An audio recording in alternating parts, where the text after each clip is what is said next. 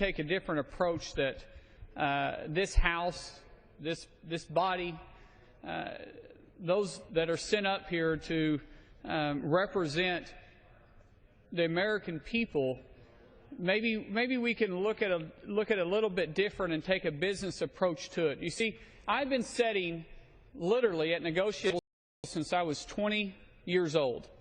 Because of some family circumstances that came in, it forced me to, in a sense, grow up quick. I took over a very small plumbing company, and at that time, I had to immediately start going for work. And when I started going to work, I'd show up at a table, a bid table, and I'd be going across other contractors, and we'd be negotiating. The only problem is I didn't know how to negotiate. See, I'd sit down with my proposal, and I'd say, "This is what I'm going to do," and they say, "Okay, but we've got to talk about it." And I say, "No, I'm not going to talk about it. This is what I'm going to do. You can take it or you can leave it." And I started leaving, and I started realizing as I was leaving, I was going broke. Literally, I was going because I wasn't getting the jobs. Somebody else was getting the jobs. And then I started figuring out, I've got to figure out how to negotiate. There's a technique to negotiating, and that means you got to know two things when you're going to a table to negotiate. You got to know, one, what is it that you want? That's vitally important. But what's more important is, two, what is it you can accept? And that's called negotiating.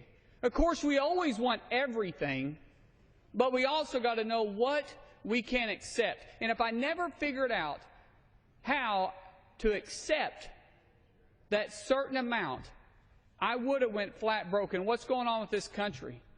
Let's think about the comparison between the two. This body of elected officials have forgot how to negotiate. We are sitting there pointing fingers at each other while our country is literally going flat broke. Because we all want something, but what is it that we can accept? We've been so blinded by party politics that we forgot how to sit at a table and negotiate. I'm literally sitting back as a business owner thinking, are you serious? Are we really putting our company, are we really putting America's best interest at mind? Here's what the Republican Party wanted. We wanted to repeal Obamacare. We came to the table and we said, we don't want it. Take it back. Send it over to the Senate. The Senate says no. They say, we want a clean CR or nothing.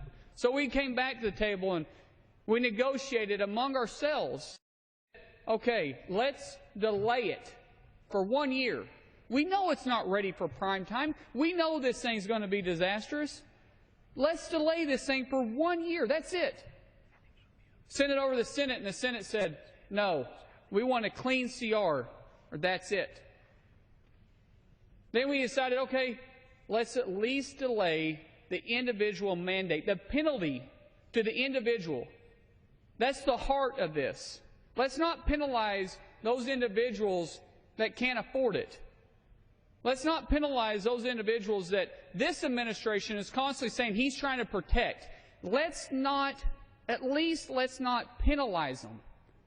If they don't want it, let's believe in the American freedoms that we have and not force it upon them and delay it and make sure we get it right. What did the Senate say? No. It's my way or the highway.